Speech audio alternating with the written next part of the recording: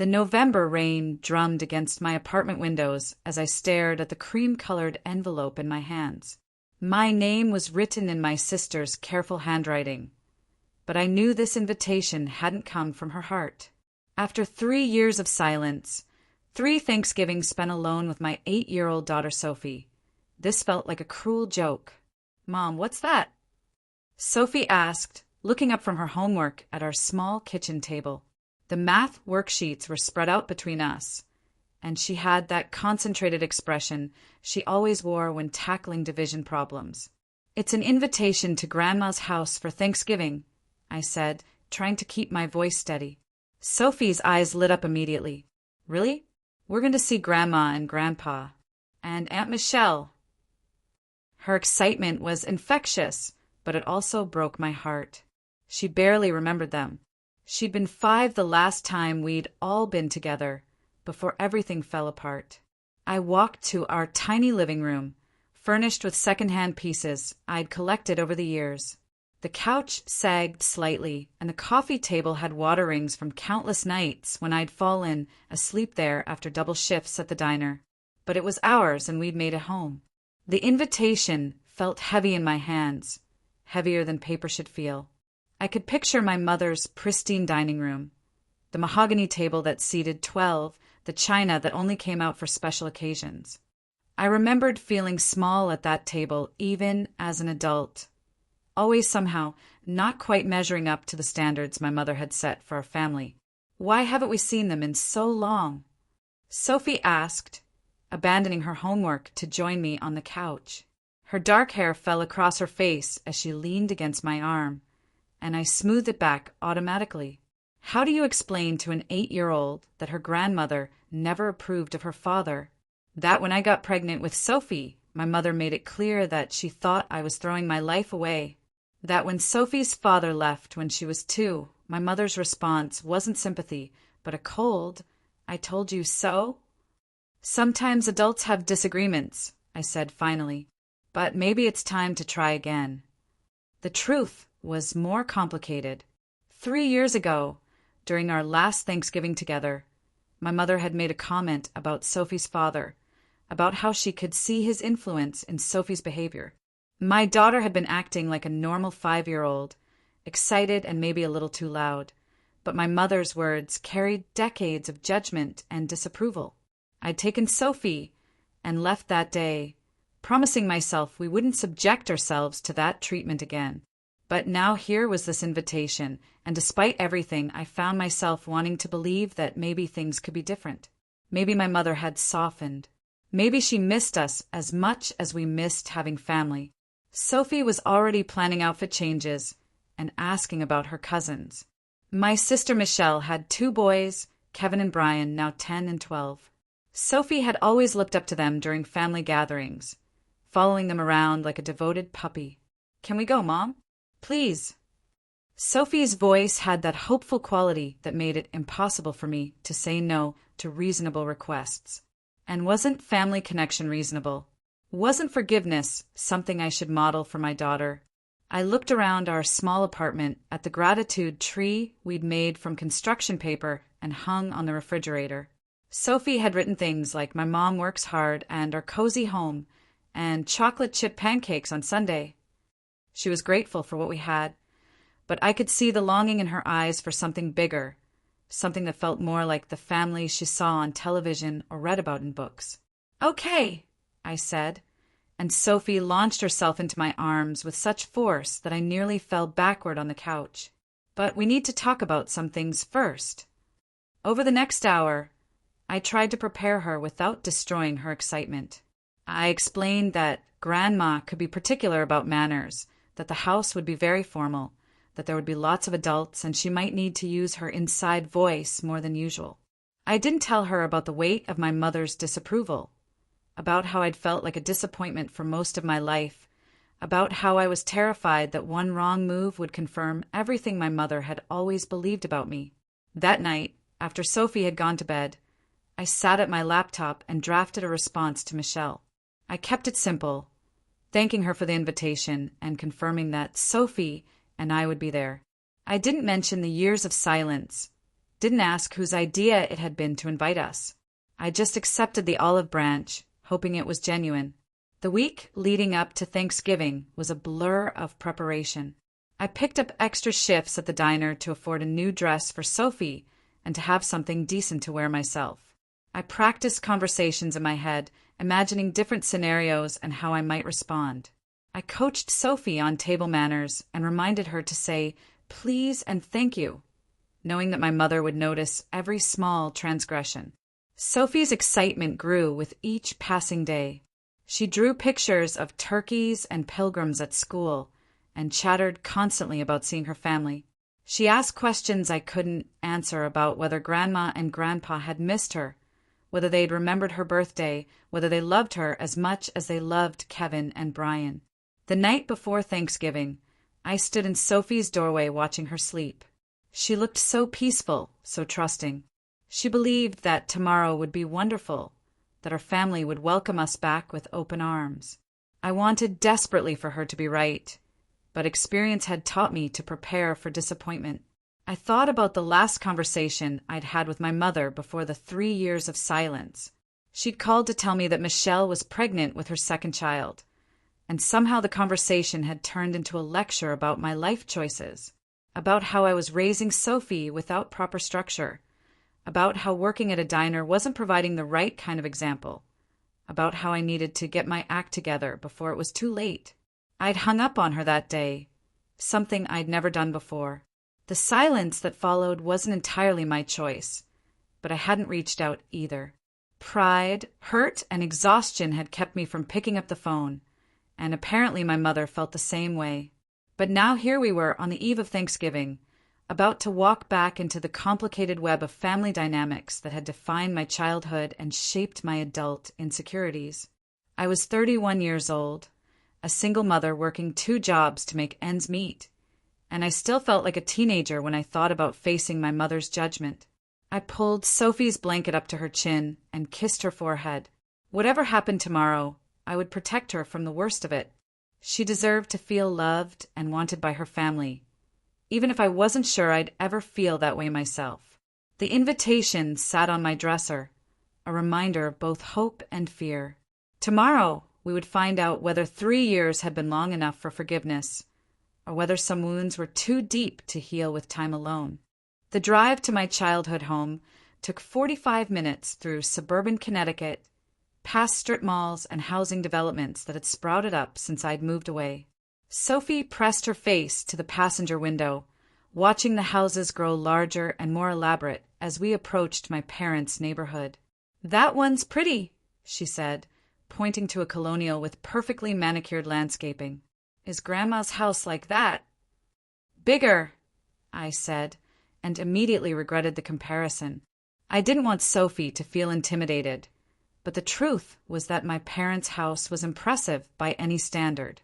My father had built his accounting practice over 3 decades, and my mother had always made sure their home reflected their success. The familiar weight of inadequacy settled over me as we turned onto Maple Street. The houses here were set back from the road, separated by tall trees and wrought iron gates. I'd grown up here, but I'd never quite felt like I belonged. Even as a child, I'd been more comfortable in the kitchen with our housekeeper than in the formal living areas where my mother entertained her friends. "There it is," I said as we pulled into the circular driveway. The house looked exactly the same, red brick with white columns, black shutters, and a front door that gleamed with fresh paint. The fall decorations were tasteful and expensive, probably arranged by the same woman who'd been doing my mother's seasonal displays for the past 15 years. Sophie's eyes widened as she took in the size of the house. "It's like a mansion," she whispered. "Just remember what we talked about," I said, checking my reflection in the rearview mirror one more time. I had chosen my outfit carefully, a navy dress that was professional but not too formal, low heels that I could walk confidently in, and the pearl earrings my grandmother had given me for my high school graduation. I wanted to look put together, successful, like I had my life figured out. We walked up the front steps, and I rang the doorbell even though I still had my key. This felt like the kind of moment that required an invitation to enter rather than the assumption of welcome. Michelle opened the door, and for a moment we just looked at each other. My sister was 2 years younger than me, but she looked older in the way that comes from security and routine. Her blonde hair was perfectly styled, her makeup flawless, her sweater the kind of cashmere that cost more than I made in a month. "Lisa," she said, and there was genuine warmth in her voice. She pulled me into a hug that felt real, not just polite. "I'm so glad you came." "Sophie, you remember Aunt Michelle," I said, gently pushing my daughter forward. "Hi, sweetheart," Michelle said, crouching down to Sophie's level. "You've gotten so tall. The boys are going to be so excited to see you." We followed Michelle through the foyer, past the formal living room that was still decorated exactly as I remembered. Cream walls, antique furniture, and family photos in silver frames. I noticed that the photos from the past 3 years didn't include Sophie and me, but I pushed down the hurt. Today was about moving forward, not dwelling on the past. The sound of male voices and football commentary drifted from the family room, mixing with the rich smell of roasting turkey and sage stuffing. It smelled like every Thanksgiving of my childhood, and despite my nervousness, I felt a pang of nostalgia. "Mom's in the kitchen," Michelle said, leading us through the dining room. The table was already set with the good china and crystal, place cards marking each seat. I quickly scanned for our names and found them at one end of the table, away from the head where my father traditionally sat. The positioning felt deliberate, but I tried not to read too much into it. The kitchen was a flurry of activity. My mother stood at the center island, orchestrating the final preparations with the precision of a general commanding troops. She'd always been beautiful, but at 58, she was striking in a way that suggested hours of maintenance and careful attention to detail. Her silver hair was styled in a perfect bob, her makeup subtle but expertly applied. She looked up when we entered, and I watched her face carefully for signs of her mood. For a moment, her expression softened when she saw Sophie. "Hello, Sophie," she said, wiping her hands on a towel before approaching us. "My goodness, you look just like your mother did at your age." Sophie beamed under the attention. "Thank you, Grandma. Our apartment smells good when Mom cooks, but not as good as this." I cringed internally at the comparison, but my mother actually smiled. "Well, I've had a lot of practice. Would you like to see what we're making?" For the next few minutes, I watched my mother show Sophie the various dishes in progress. She explained the difference between stuffing and dressing, let Sophie taste the cranberry sauce, and showed her how to tell if the sweet potatoes were done. It was the kind of grandmother moment I'd hoped for, and Sophie was enchanted. "Lisa." My mother's voice changed when she addressed me, becoming more formal. "You look well." "Thank you. So do you." The conversation felt stilted, like we were strangers making polite, small talk. "Can I help with anything?" "Everything's under control," she said, which I knew was code for, "I don't trust you not to mess something up." "Why don't you go see your father? He's watching the game with the boys." The dismissal was gentle but clear. I was being managed, kept busy and out of the way. It was a familiar dynamic, one that made me feel 12 years old again. Sophie had moved on to examining the dessert table, where 3 different pies waited alongside an elaborate trifle. "Can I have some pie, Grandma?" "After dinner, sweetheart. But maybe you can help me arrange these cookies on a plate for later." I left them there, Sophie chattering happily while my mother actually engaged with her answers. The contrast between how my mother treated my daughter versus how she treated me was stark. But at least Sophie was having the grandmother experience I'd wanted for her. The family room was dominated by a massive television showing the Detroit Lions game. My father sat in his leather recliner, a position he'd claimed for as long as I could remember. At 62, he was still handsome in a distinguished way, though his hair had gone completely gray and his waistline had expanded. "Dad," I said, approaching his chair. He looked up and his face brightened genuinely. "Sweetheart, come here." He stood and pulled me into a bear hug that smelled like aftershave and coffee. Whatever issues existed between my mother and me, my father had always been more accepting. "How are you doing? How's work?" He guided me to the couch where Michelle's husband Tom sat with their 2 boys. "It's good," I said, which wasn't entirely true, but wasn't completely false either. The diner job was steady, and I'd recently started picking up bookkeeping work for a few small businesses. Keeping busy. Kevin and Brian greeted me politely, but were obviously more interested in the game than in adult conversation. They'd grown so much in 3 years, transforming from little boys into lanky preteens with awkward limbs and changing voices. "Sophie's gotten big," my father said, settling back into his chair. "She looks just like you did at that age. Remember that photo of you in the blue dress?" Same smile. I did remember that photo. It had been taken at Easter when I was 8, and I'd felt so grown up in that dress. The parallel between Sophie and my younger self wasn't lost on me, and I wondered if my mother saw it too. The next hour passed in comfortable, surface-level conversation.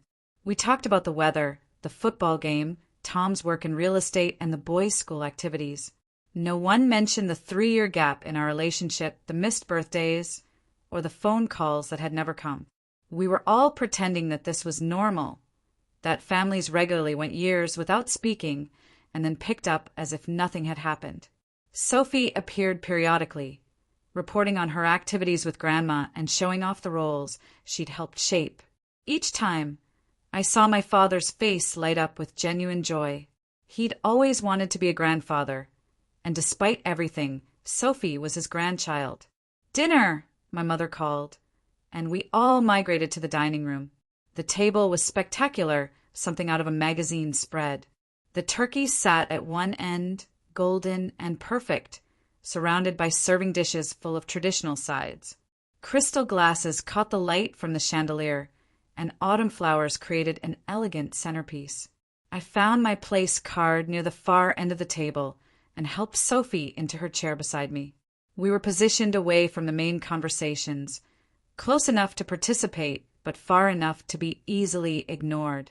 My mother took her seat at the head of the table opposite my father, and I noticed she was wearing the diamond necklace he'd given her for their anniversary last year. "Before we eat," my father said, standing with his wine glass, "I'd like to say how grateful I am to have my whole family together. It's been too long."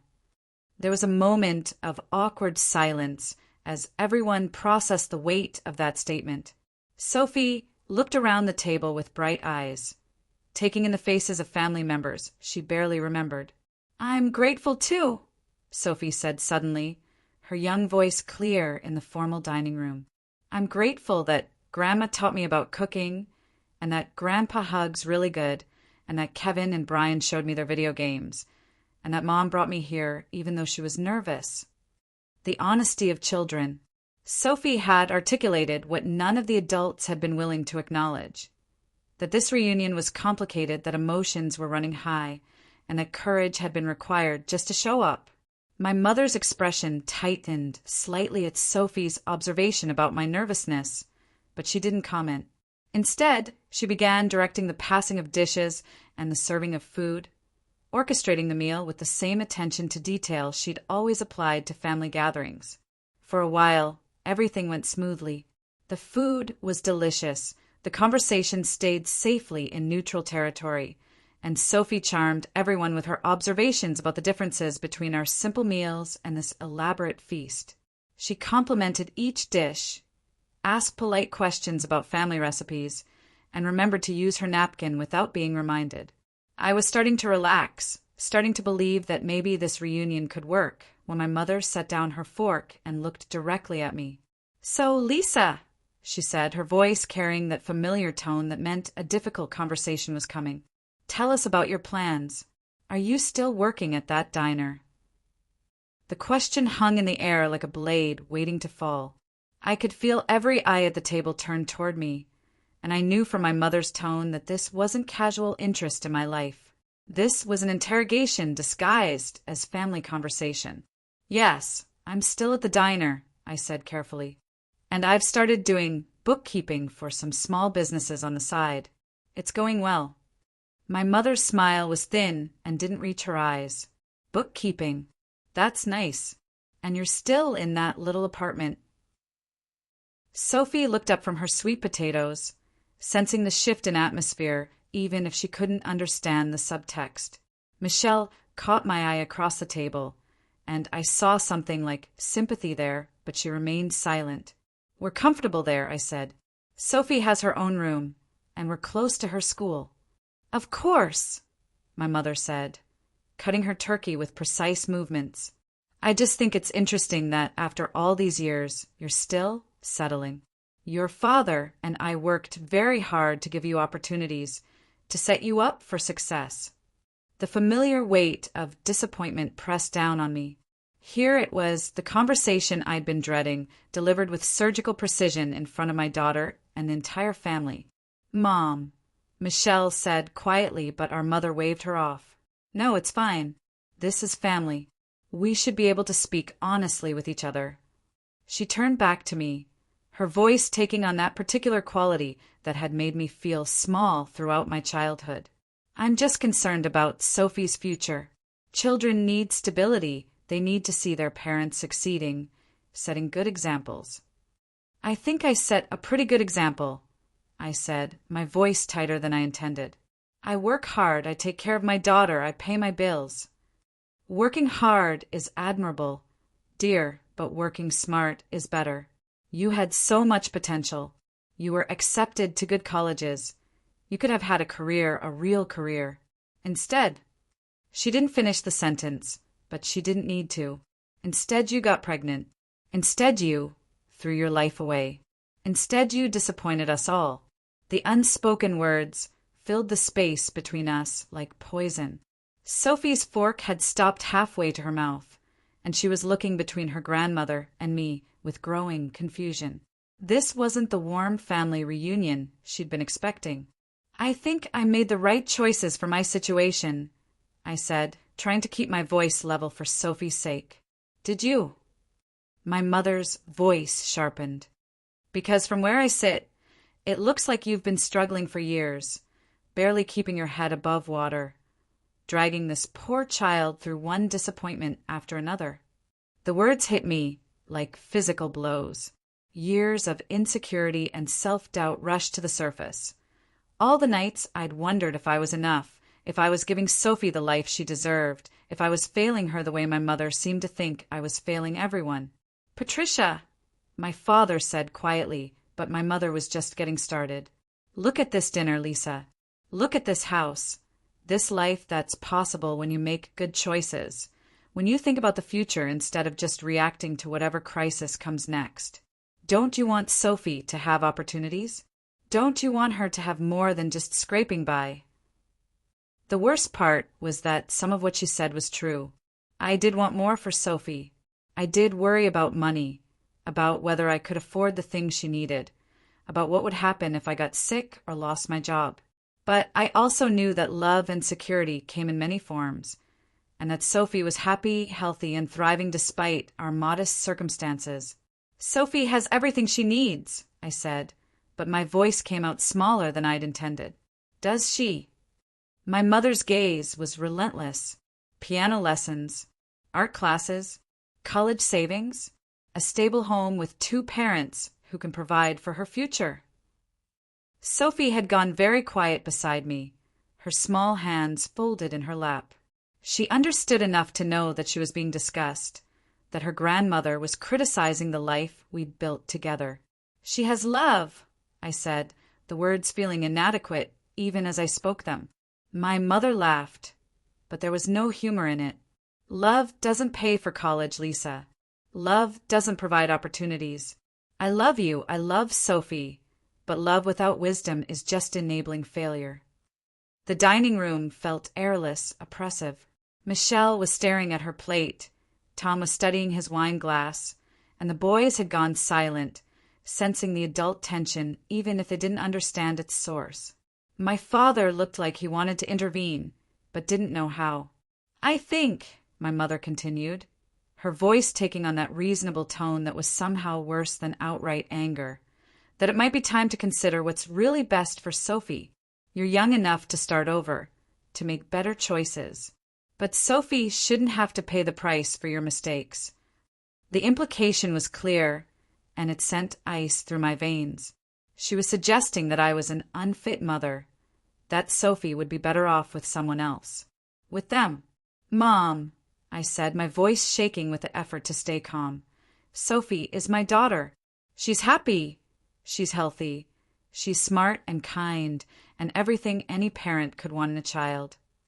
But she could be more," my mother said, leaning forward slightly. "She could have advantages, opportunities, a real chance at success. Look at Kevin and Brian. They have music lessons, sports teams, tutoring when they need it. They have parents who can afford to give them the world." Sophie's chair scraped against the floor as she pushed back from the table. "I have to go to the bathroom," she said quietly, and I could hear the tears in her voice, even though she was trying to be brave. "Down the hall, sweetheart," Michelle said gently, and Sophie fled the dining room. The moment she was gone, I stood up, my hand shaking with anger and hurt and the desperate need to protect my daughter from this toxic conversation. "How dare you?" I said, my voice finally finding its strength. "How dare you invite us here? Let Sophie get excited about seeing her family, and then use it as an opportunity to tell me what a failure I am." "I'm not saying you're a failure," my mother replied, but her tone suggested otherwise. "I'm saying you're settling for less than Sophie deserves. Sophie deserves a mother who loves her unconditionally, who believes in her, who doesn't tear her down or make her feel like she's not enough," I said, the words coming faster now. "She deserves better than this conversation, better than a grandmother who thinks love comes with conditions and price tags." "Don't be dramatic," my mother said, but I was just getting started. "Dramatic? You invited us to Thanksgiving dinner and then spent it explaining why I don't deserve to be Sophie's mother. You let an 8-year-old girl get excited about seeing her family, and then you made sure she understood that her home isn't good enough, that her mother isn't successful enough, that the life we've built together is somehow inadequate." My father finally found his voice. "Patricia, maybe we should." "No," I said, turning to include him in my anger. "You sat there and let this happen. You all sat there while she tore apart everything Sophie and I have worked for." I was crying now, years of hurt and rejection pouring out in a way that felt both cathartic and terrifying. I know I'm not perfect. I know our life isn't fancy or impressive. But Sophie is loved every single day. She's encouraged, she's supported. She's told that she can be anything she wants to be. She's not being raised to believe that her worth depends on other people's approval or that love is something you have to earn. My mother's face had gone cold and hard. "If you can't handle honest feedback about your choices, then maybe you're not as mature as you think you are." "Feedback." I laughed, but it came out harsh and bitter. "This isn't feedback. This is judgment. This is you deciding that because I don't have the life you planned for me, I must be failing at everything, including motherhood." The silence that followed was deafening. Everyone at the table seemed frozen, afraid to move or speak. Somewhere in the house, I could hear Sophie's footsteps in the hallway, probably trying to decide whether it was safe to come back. Finally, my mother set down her napkin with deliberate precision. "Well," she said, her voice arctic, "I can see that nothing has changed. You're still the same selfish, defensive girl who can't accept responsibility for her choices. And you're still the same woman who thinks love is a reward for good behavior instead of something you give freely," I replied. She stood up slowly, her posture regal and dismissive. "Perhaps," she said, looking down at me with the expression she'd used when I was a child and had disappointed her, "you should consider whether you belong at this table at all." The words hit me like a slap, but before I could respond, Sophie appeared in the doorway. She'd been crying, but she'd wiped her face and straightened her shoulders in a way that reminded me painfully of myself at her age, trying to be brave in the face of adult cruelty.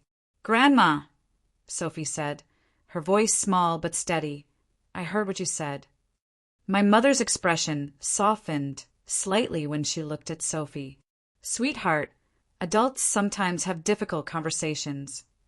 But Sophie wasn't finished. She walked into the dining room and stood beside my chair, her small hand finding mine. What she said next would change everything. Sophie stood there for a moment, holding my hand, and I could feel her trembling slightly. But when she spoke, her voice was clear and strong in a way that made my heart swell with pride and break with sorrow at the same time. "Grandma," she said, looking directly at my mother, "my mom works really, really hard.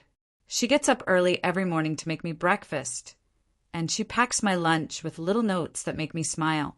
When I'm sick, she stays up all night to make sure I'm okay. When I had that bad dream about the monster, she slept on my floor for 3 nights so I wouldn't be scared." My mother's expression had shifted, surprise replacing the cold anger from moments before. Around the table, everyone had gone completely still, as if afraid to breathe, while this 8-year-old spoke her truth. "She helps me with my homework, even when she's really tired from working 2 jobs," Sophie continued, her grip on my hand tightening. "And when I asked why we don't have as much money as some of my friends, she told me that people's worth isn't measured by what they have, but by how they treat other people." Michelle was crying silently across the table, and even Tom was looking uncomfortable. My father's face had gone soft with something that looked like shame, and Kevin and Brian were staring at their cousin with a mixture of admiration and confusion. "My mom says that family is supposed to love you no matter what, supposed to make you feel safe and special," Sophie went on, and now her voice was getting stronger, more confident. "She says that when people try to make you feel small, it's because they feel small inside themselves." I wanted to stop her, to protect her from having to be the adult in this situation, but I could see that she needed to say these things. Maybe we both needed her to say them. "You said my mom doesn't deserve to sit at this table," Sophie said, and now there was a hint of anger in her young voice. "But my mom deserves every good thing in the world. She deserves people who are nice to her, who say thank you when she works hard, who don't try to make her feel bad about herself." My mother opened her mouth to respond, but Sophie wasn't finished. "And if my mom doesn't deserve to sit here, then I don't want to sit here either." She turned to look up at me, her eyes bright with unshed tears, but also with determination. "Can we go home now, Mom? I want to go to our home where people are nice to each other." The silence that followed was profound. In all my years of dealing with my mother's criticism, I'd never found the words to defend myself as eloquently as my 8-year-old daughter just had. She'd said everything I'd wanted to say, but never could, had stood up to an intimidating adult in a way that showed both courage and wisdom. My mother was staring at Sophie with an expression I couldn't quite read. For a moment, she looked almost vulnerable, as if she was seeing something she hadn't expected. Then her face hardened again. "Sophie, you don't understand the complexities of adult life," she began, but Sophie shook her head. "I understand that you made my mom cry," she said simply. "I understand that you said mean things about our home and about me. I understand that my mom brought me here because she thought you missed us, but you just wanted to tell her she was bad." "That's not what I was doing," my mother said, but her voice lacked its earlier conviction. "Yes, it was," Sophie replied with the devastating honesty of childhood. "You were being a bully. At school, when kids are bullies, the teacher makes them apologize and think about how they made other people feel." The comparison to a schoolyard bully clearly stung. My mother's cheeks flushed, and she looked around the table as if searching for support. But no one met her eyes. Michelle was still crying, my father was staring at his hands, and Tom was focused intently on his wine glass. "I think," I said quietly, standing up and putting my arm around Sophie's shoulders, "that we should go." "Lisa, wait," my father said, finally finding his voice. "Don't let this end like this. We can talk, we can work this out." I looked at him, this man who had been gentler than my mother, but had still allowed her to diminish me for most of my life. "Dad," I've been trying to work this out for 31 years. I've been trying to be good enough, successful enough, perfect enough to earn her approval. But I'm done. You're being oversensitive, my mother said, but the words sounded hollow now, especially after Sophie's speech. Am I? I asked. You invited us here after 3 years of silence, and within 2 hours you were questioning whether I deserved to be Sophie's mother. You were suggesting that she'd be better off with someone else, that our life together isn't good enough. How is that being oversensitive? Michelle finally spoke up, her voice thick with tears. Mom, Lisa's right. What you said was cruel. I was being honest, my mother replied, but she was looking less certain now.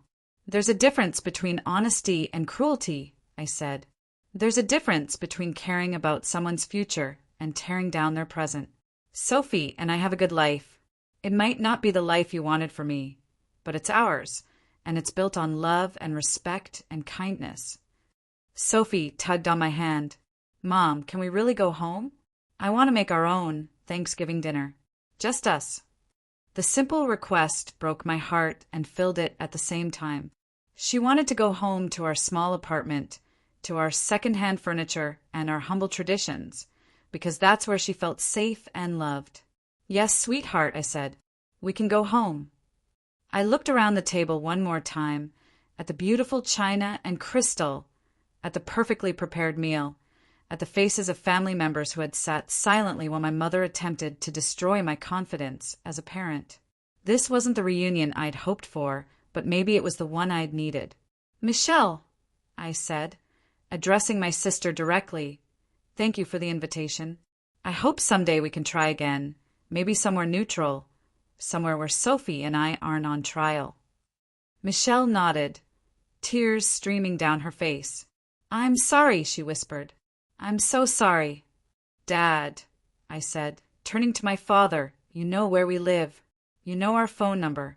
You're welcome in our home any time, but only if you can respect the life we've built there. He nodded, his eyes bright with unshed tears. I understand, he said quietly. Finally, I looked at my mother. She was sitting very straight in her chair, her face a mask of composure that didn't quite hide the confusion and hurt underneath. Mom, I said, and my voice was surprisingly gentle, I love you. I'll always love you. But I can't keep trying to earn your approval at the expense of my own self-worth. Sophie deserves better than that, and honestly, so do I. She didn't respond, just looked at me with an expression that might have been regret, but could just as easily have been continued disapproval.